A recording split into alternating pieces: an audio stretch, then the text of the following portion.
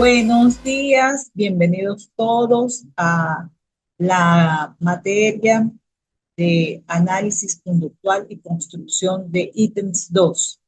Estamos en la segunda clase virtual y hoy pues vamos a abordar lo que es la unidad 3, que nos va a hablar de el test psicométrico, más bien como un instrumento de precisión clínica.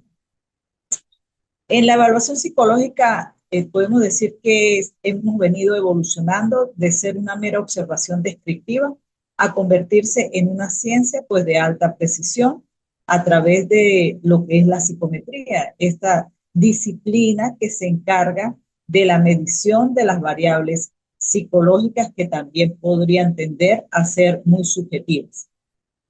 Vamos a imaginar que la mente humana es un océano profundo y el test psicométrico, que sería el instrumento de medición estandarizada, es el sonar que nos permite mapear lo que hay en el fondo sin necesidad de sumergirnos a ciegas.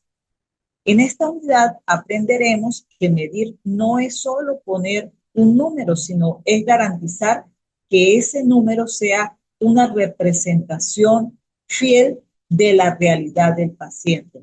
Porque recordemos que la ciencia, el objetivo principal, pues, es acercarse a la verdad. Si realmente nosotros no nos acercamos a lo que es la verdad, no tenemos sentido de ser ciencia. Exploraremos cómo se diseñan las preguntas desde las abiertas, en donde aquí el paciente se expresa libremente, hasta también las preguntas cerradas, donde elige opciones específicas. Y entenderemos los fundamentos técnicos, que son las bases científicas que sostienen la validez de una prueba. Estos fundamentos técnicos pues van a permitir que un test sea confiable en cualquier parte del mundo. Nosotros, la comunidad científica, pues nos caracterizamos y es una regla técnica que hablemos el mismo idioma. El profesional de la salud mental debe estudiar esta unidad porque el diagnóstico no puede basarse en la intuición, en la parte personal, en opiniones personales. Dominar los test psicométricos es lo que permite al clínico pasar de la opinión pues a la evidencia. Es la herramienta que nos protege del error y nos otorga la seguridad de que el tratamiento que vamos a aplicar está fundamentado en datos reales. Sin este conocimiento, el profesional está navegando sin brújula, arriesgándose a dar un diagnóstico equivocado que podría marcar la vida de una persona para siempre. Vamos a empezar con una frase del famoso Galileo Galilei.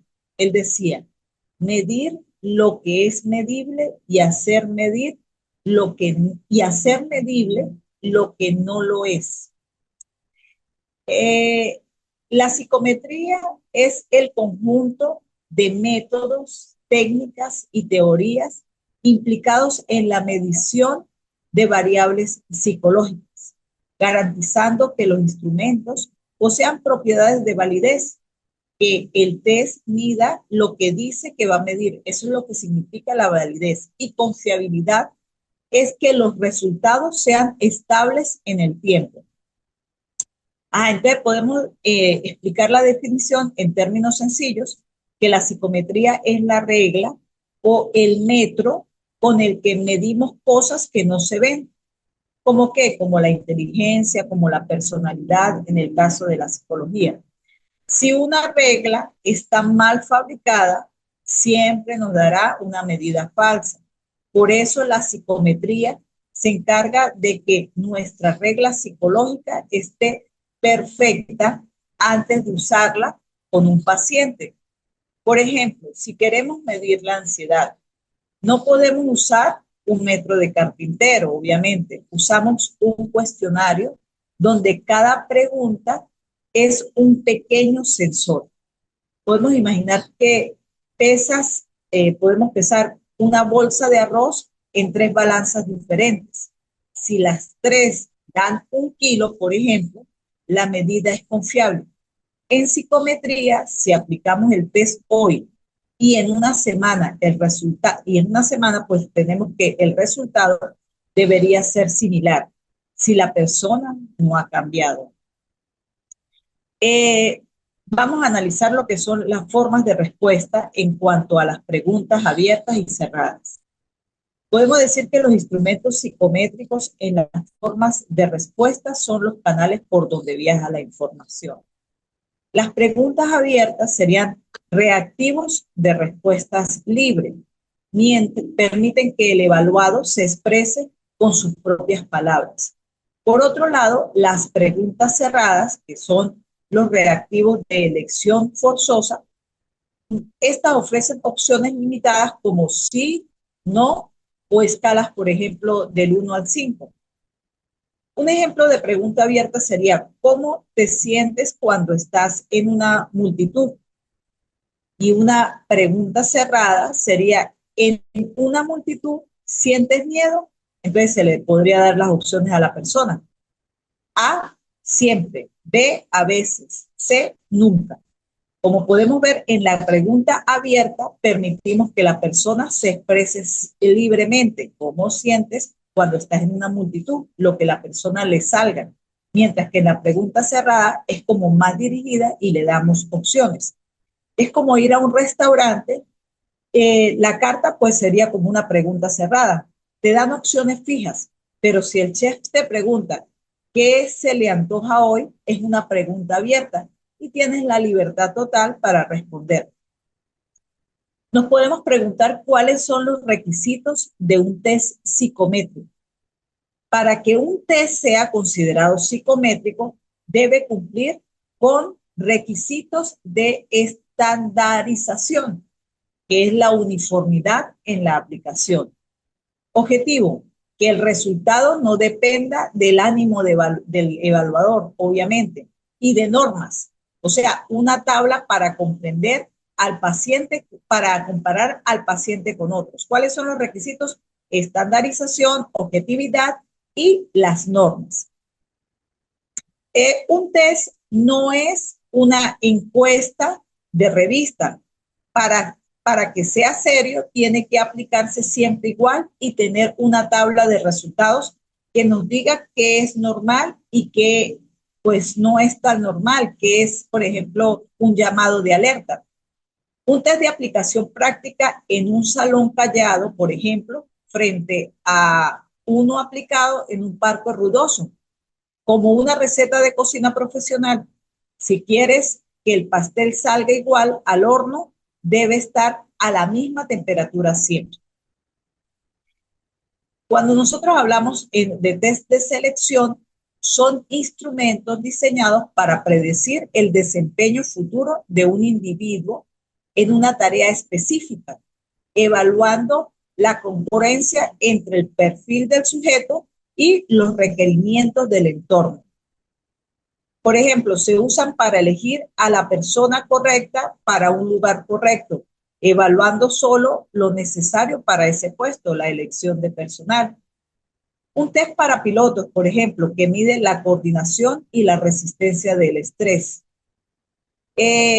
También se puede utilizar, por ejemplo, en los castings de voz y solamente en este caso podríamos evaluar lo que es el alcance de las cuerdas vocales y se obvia lo del baile porque es que no se tiene que tomar en cuenta esa variable.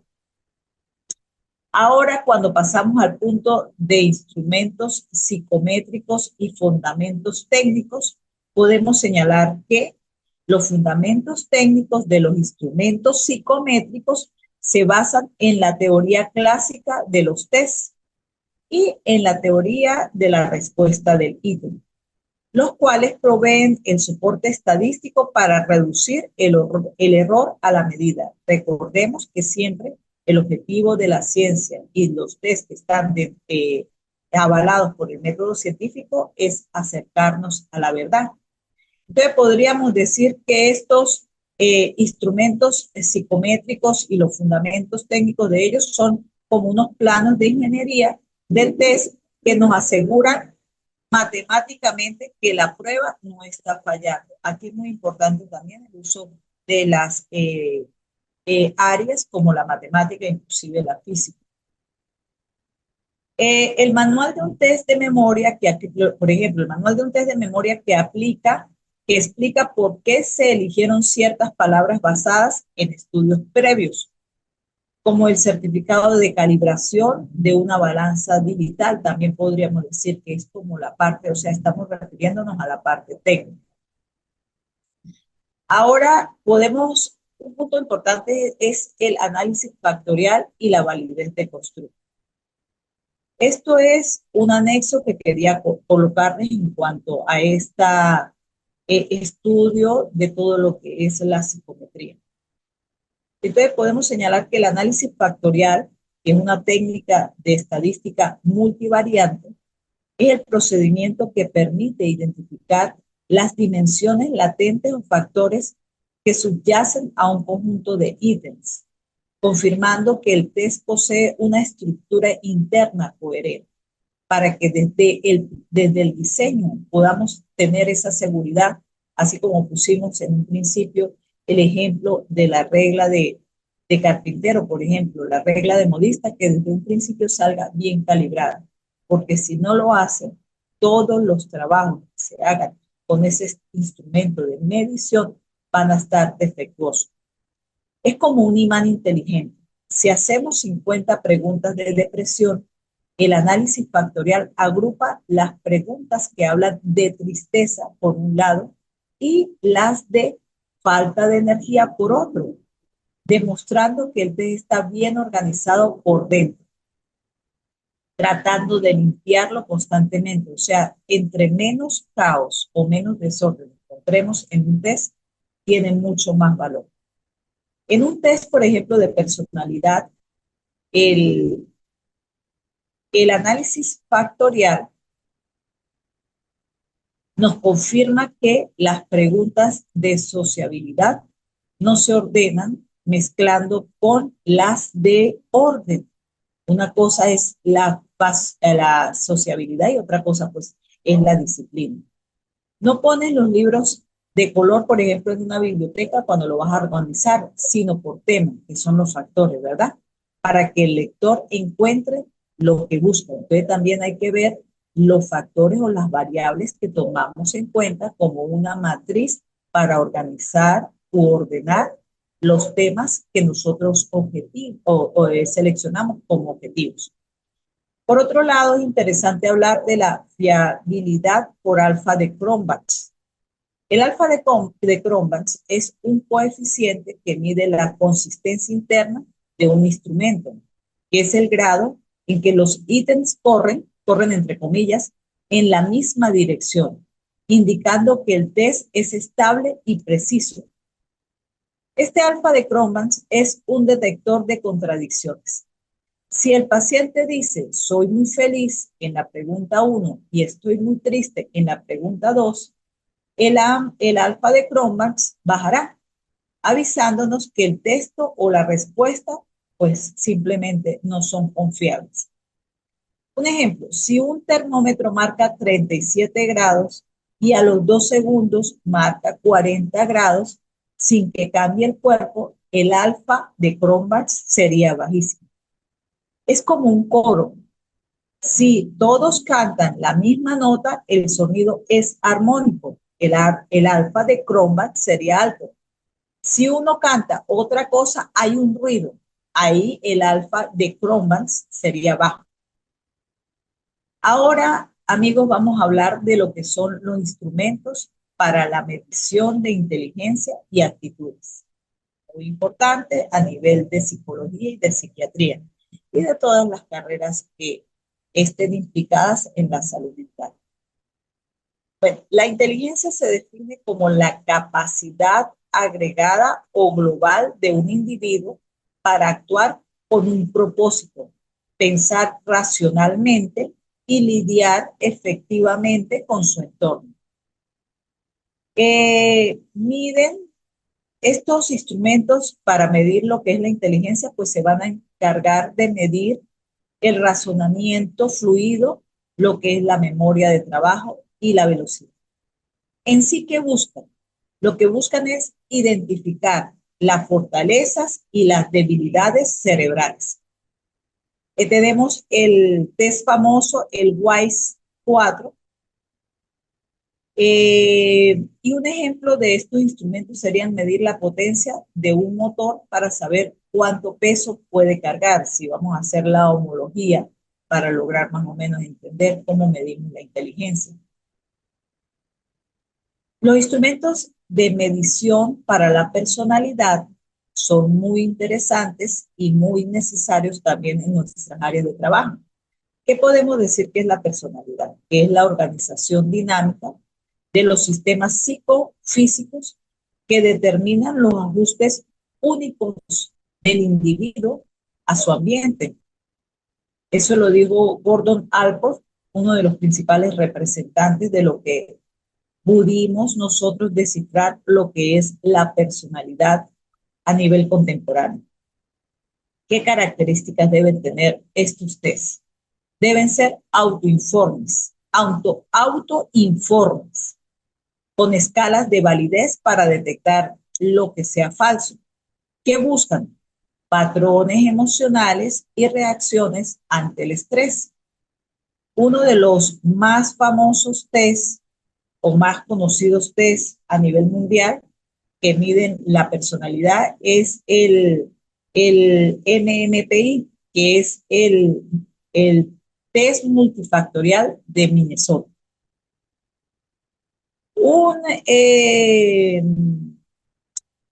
nosotros podemos medir y utilizar estos test de personalidad que son muy utilizados, por ejemplo, a nivel forense para poder analizar lo que es en sí esas características relacionadas con la estructura de la personalidad, lo que es la parte del temperamento, que es lo que nosotros traemos de forma innata, y también la parte del carácter, que es lo que vamos desarrollando o vamos puliendo esa parte del temperamento, optimizando nuestro temperamento, pero ya la parte del carácter pues vendría siendo voluntaria. Retomando a Galileo Galilei, cuando dice medir lo que es medible y hacer medible lo que no lo es.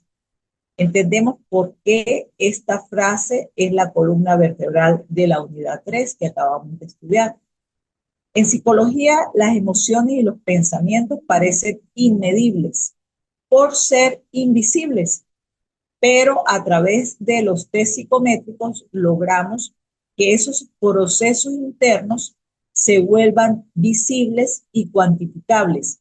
Aplicamos esta frase porque nuestra misión como científicos de la salud es convertir la subjetividad del sufrimiento en datos objetivos que nos permiten diseñar una cura precisa.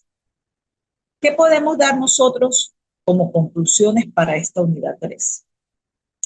Que el test es como un salvaguarda, es un instrumento bien construido que es la mayor defensa del paciente para evitar etiquetas injustas y asegura que el tratamiento sea el adecuado para la condición específica pues que tenga el paciente.